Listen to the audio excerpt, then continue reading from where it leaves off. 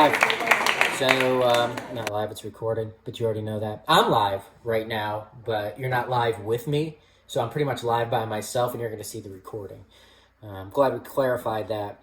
So in this video, we're going to run through the regular season wrap-up, some stuff about the playoffs, some other tidbits of information, statistically speaking, and it'll be a long one, so I apologize. I'd shut it off now if you don't have the time, or you can watch the whole thing in the background, not pay attention to any of it.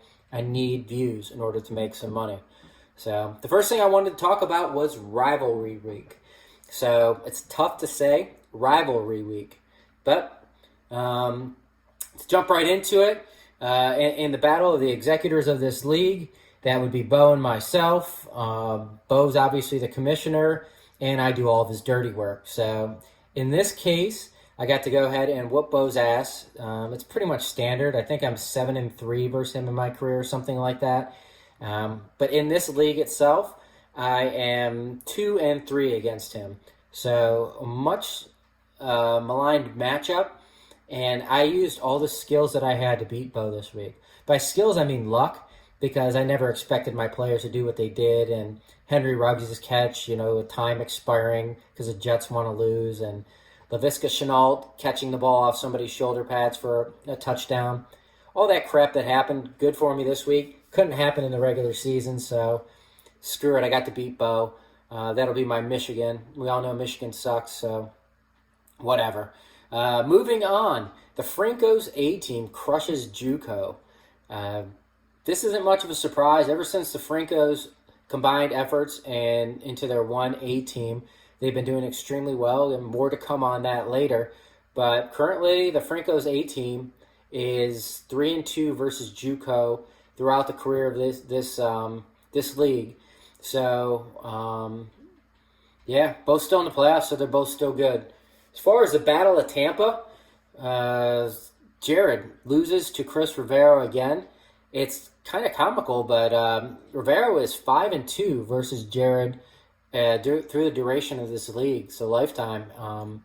And obviously more to come on Chris and Jared as we go through the season wrap, but that's just kind of amazing in itself that they've played 7 times already. So twice in the playoffs, I believe. So moving along, Kyle and Franco's leftovers. Kyle is tied 3-3 versus Franco's leftovers. Lifetime wins for Franco. Franco's leftovers is like 11. 3 of those have come against Kyle. So they're 3-3 versus each other. So we'll use the bocce ball matchup as a tiebreaker. So Kyle's kind of in the lead right now. But again, moving along. Ricard continues his dominance versus Case. He's 4-1 versus him lifetime in this league. And again, I'm not sure what that rivalry is about. Maybe it's they both play defense at Carroll. It's a defensive back. I have no idea. But they are rivals because they were the people who didn't have any other real rivals that Bo could identify. So the battle over the motherland. So we had England versus Canada. Ben again bows down to Courtnell, to King George III. So Canada is once again yours, Courtnell. So Courtnell is actually 4-1 versus Ben, which again, some of these rivalry weeks, I was kind of surprised to see how they've shaped out. And then we had the FNGs. So Eddie and Steve, they're in their first matchup. So Steve took that one home. Not that it had any bearing on the playoffs. Eddie's the 6th seed, so nothing much changed. But Steve gets a much-needed win, so that's our 3rd foreigner. And so we had 2 foreigners win this week. Okay, let's wrap up the regular season at this point in time. The best thing about this season was Chris Rivero had an epic season. The Franco's leftovers had an epic season too, but not in the best way. So we'll get to both of them. We'll start at the top though. Rivero, 12-1, 12 wins. That's going to be a record in the season for this league. Again, it's only one more undefeated to beat that. It's 2nd most points, broke 200 in week 3, had 10 moves, and used $7. Most of his moves happened after the week started, and he probably checked his roster and realized some people were on bye, and he made a couple moves here and there. Picked up the Patriots defense actually last week, and 31 points, and he picked them up at like 3 o'clock on Sunday. So again, he's just had a monster year. Having that tight end, he was number one in tight end scoring, helps. So Kelsey is a huge advantage at that position. You got Waller, who hits some big weeks, but week to week, Kelsey is by far the best tight end. So that helped him out a ton, and having a great draft, obviously, he's only making 7 moves. Bo had another great year. He's the other bye. So both Chris and Bo have buys. He won 2 weeks, and he's got the best running back performance, riding on Dalvin Cook, and the best kicker performance, too. So he went from Blankenship and to Young Ho Koo, or however you pronounce his name. So he's had good kickers and good pickups for that, too. However, he has absolutely the worst tight end, which is kind of funny considering the last 4 weeks, Cortnell averaged less than a point from the position over the last 4 weeks. 0.76 points per week over the last 4 weeks at tight end, and Bo still averaged a little over 4 from his tight end position. So, again, doesn't matter. He's got the bye, so he'll be playing for top 4 along with Rivero. So, moving along to Kyle. Kyle's got the 3rd seed, so he's got to play a first-round game against Eddie. But, again, he's in there. His team doesn't look like it's going to do well, but he's got Eddie, so they both avoided Fink, who's just extremely hot, who we'll talk about next. So, I mean, that good on him. So he'll have to play Eddie this week. Luckiest team by far to be in the position that he's in. So, locked up a playoff spot early. Good on you. As far as the Franco's A team, performing extremely well. So winning 4 of the last 5 weeks, I think. 4 of the last 6 at least. Most points, got paid out for that. And 5 weeks won overall. So I think after week 9, he won 4 of those. So again, we'll talk a little bit more about the Franco's A team later. But JUCO coming in with another playoff berth. So they're in the 5th seed right there, 7-6. Going for their 2nd championship. Haven't had the most stellar season, but again, it's about making it to the playoffs. So they made it, and they get to play Fink, who's the highest scoring team. And it's ridiculous how much he's scored over the last 4 weeks. The Franco's A team is going to be formidable for anybody. But again, anybody who loses this week is out of the money for good. Everybody else is playing for top 4 in the playoffs. So, Eddie, welcome to the league. So, FNG makes it officially the luckiest team, statistically speaking. So, to make the playoffs. So, he should have a below 500 record if you go by versus the league. But, ended up 7-6, made the playoffs, and he's a 6th seed, so that's all that matters. It's funny, he had the lowest quarterback average out of anybody in the league. For most of the year, he rostered 3 quarterbacks and usually played the wrong one. So, again, he went with Fink's last year strategy, and it worked out for him just as well with no clear-cut quarterback and the worst quarterback play overall. So, outside of the playoffs, you have Jared has the highest defensive score and the most points against. So, good job, Jared. You also had the lowest kicker score out of anybody, so maybe talk to Bo about what you can do better at kicker. But your morale shit too, man. You're really bringing the league down. More pictures posted of those shades and that flat brim hat, and let's talk about football, buddy. Baseball. More talk about football, less about baseball, and you'll probably do a little bit better. Ricard, highest quarterback score. Thanks, Kyler Murray. Lowest flex and defense. So, again, struggled in some areas. He was just outside as well. Had a nice point total. He could have easily been in the playoffs as well. So, Jared and Ricard easily had a chance to be in the playoffs. Jared, horrible schedule. Worst schedule. I felt kind of bad for him about it, not really. But he's got, it is what it is. It's fantasy football. So, he averaged playing the 4th best team every week. Got blown out a couple times. Poor Jared. My championship streak is broken for sure, so I sit here in the consolation bracket, vying for that first overall pick. Not going to matter. I'm going to keep 4 people, probably like most people are. But yeah, so if I get up front there, then again, it's not a snake draft. So getting up to that first pick is important. Steve, welcome to the league. That's about all I got to say about you. Courtnell, first payback. First time he's made money was week 6. So $75. So you can look at the career earnings and the overall. So there's still a bunch of money, over $3,000 up for grabs. But again, congratulations on getting on the board there, Courtnell.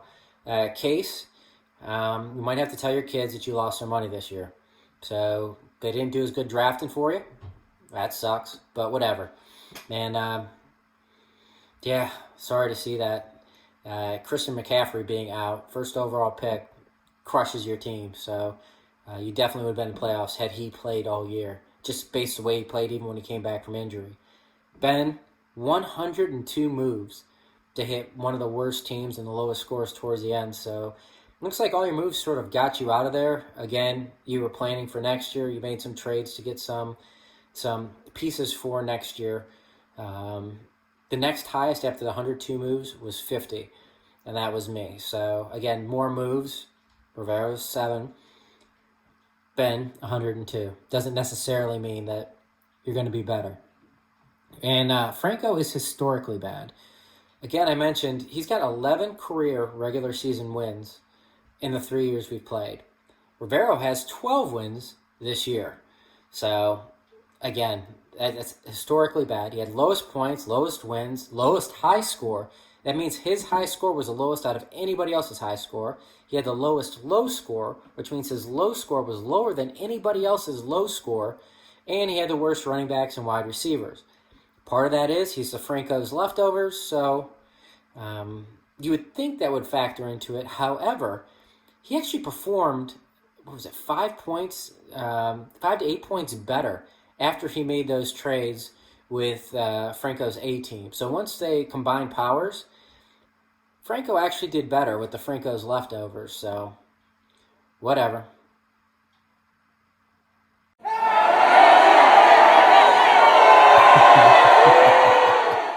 The Francos.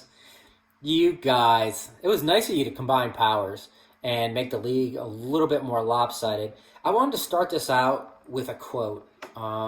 It's not a popular quote. A lot of people don't know it, but I know it pretty well. So I do want to read this so I do get the words right. I mean, this is the quote. We'll start here. I mean, the only way Fink wins the trade is if he wins the title this year. Let's not get too far ahead of grading this trade yet. The Franco's leftovers at 7:36 p.m. November 26th. Good job, Franco. But that makes absolutely no sense. If you want to look at if this trade had made any sense, let's look at the money that was actually made. So first place is $2,000. Second place is $800. Third place is $300. So you said that the only way it matters is if he won the $2,000. Well, he's won $625 since the trade's been made after winning 4 weeks and winning most points. So you vaulted him into that. Rivero's out $250, so he might be salty about it. You might be getting a lawsuit. I don't know. But it's not just about the championship. He gave him $625, which I'm sure he's not going to share with you. He got the most points, again, since the trade. It's not even close. Whatever. So if he doesn't win this first week in the playoffs, then he's still going to be up $325 because of your trade. $250 of which comes from getting most points, which he edged out Rivero for. So again, the Franco's leftovers, as we've talked before, or as I said in the last segment, $0 lifetime in this league.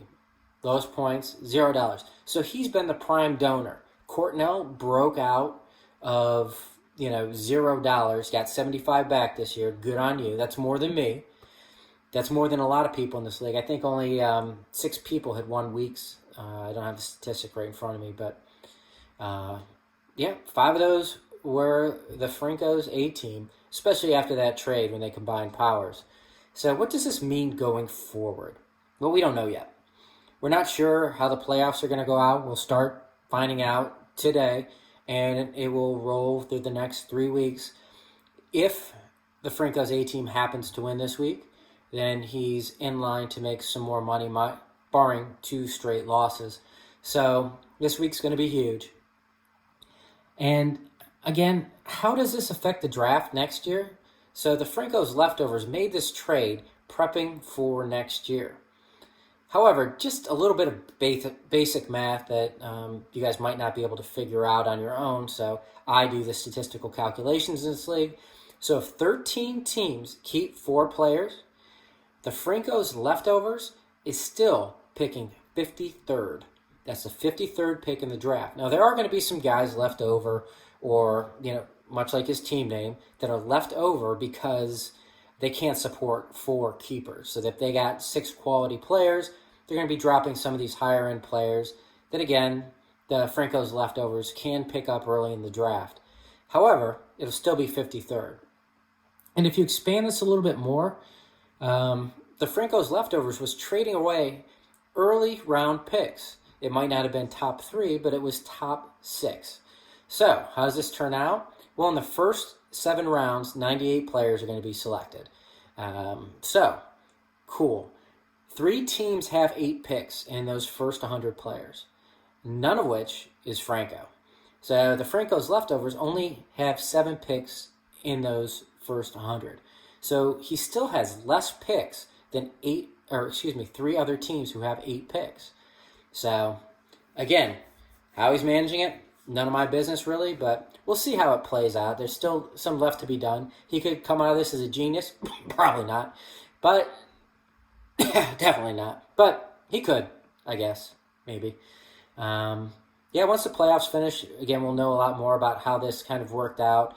Gibson going down hurts. And quite frankly, the number one...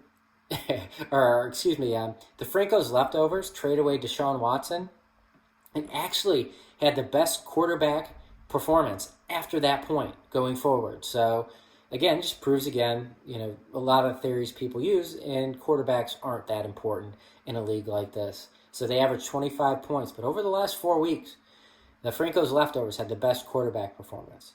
With Gibson being out, again, I'm not sure how long that turf toe is going to keep him out, but it doesn't matter. What do we know? Again, Franco's leftovers has the number 1 quarterback score. They improved their scoring by 6 points. So Franco improved his team's scoring by 6 points after those trades. So 25.73 is actually the number that his quarterbacks averaged through that time period. And prior to that, it was 16.57 with Deshaun Watson. So don't get me wrong, Deshaun Watson's played better. So he did trade away an asset for sure, but he's done just fine with Brady and the quarterbacks that he's had. And the Franco's A team, again, has the highest wide receiver, running back, and tight end scores since the trade. So wide receivers, unaffected by the trade. Tight end, unaffected by the trade. So the running back did improve for him with Gibson. Gibson went off. He had a great 3 to 4 weeks here. So Adams, Hill, Waller were already on the team, along with A.J. Brown. So, again, how does it really affect everything? Who knows? It looks worse than it actually is, probably. How much of the winnings should go to Franco from Pink? The answer is none. Again, some people look at this as maybe unfair, bad for the league. I don't care. Everybody's going to manage their team the best that they can, the best that they think's fit. And the Franco's leftovers made a decision to sell out for next year. So be it. I don't know how it's going to play out. My guess is not well for him. He'll struggle next year. So maybe he'll learn something. Maybe not. Doesn't matter. None of my business. I got a team to take care of. I don't have to worry about his. But I don't think the trade honestly helped the Franco's A team that much, especially with Gibson going down. Watson having horrible matchups through the playoffs and Brady having stellar matchups. So I don't care. Plus, I'm not in the top, so who cares? But again, you shouldn't have to worry about it if you're investing in next year. But that's my opinion. Doesn't matter.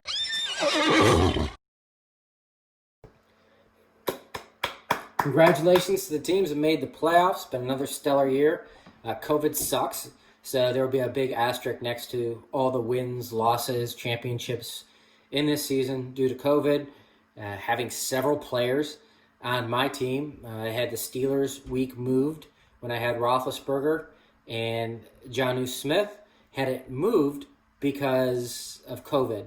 Not at the beginning of the week or prior to, where I had to make changes. So COVID's really effed this year, man. It's made it tough to manage. It's made it a little less fun, is you got guys who, after waivers have cleared, getting COVID, so leaving managers having to pick up the scraps after the waiver period without much notice. So it's been very challenging, for sure. So, but again, I enjoy the hell out of it. I love when the league starts, chipping and chatting back and forth. It's entertaining as hell to me. So most of what I say is bullshit. It's just to get people riled up. But it's gambling. You're doing the best you can with whatever you have, and your odds drop. And we'll see how it goes next year with the keepers, how people decide to use them, how people decide to trade draft picks going forward. So I had a strategy. It was pretty obvious to get out of the draft by the 11th round. I was able to do it. Even if I'm not able to do it, so what? But trying to pick higher in the draft, maybe later rounds to take some shots on some people or whatnot. But other people have other strategies. Franco's Leftovers has an obvious strategy. It's ill-conceived in trading those early round picks. But, maybe I'll be proven wrong. No, I won't. But anyway, great playing with you guys. Sorry the videos haven't come as much. COVID. We'll blame COVID on that as well, too. Either that or getting real busy at work. So, all right, enjoy the hell out of it. And I look forward to seeing who wins the championship. So I'll be watching this week. I wish I could do it with some people, some of you guys in the playoffs, to sit down and watch these games. But hopefully next year we'll be able to do some of that stuff. Adios.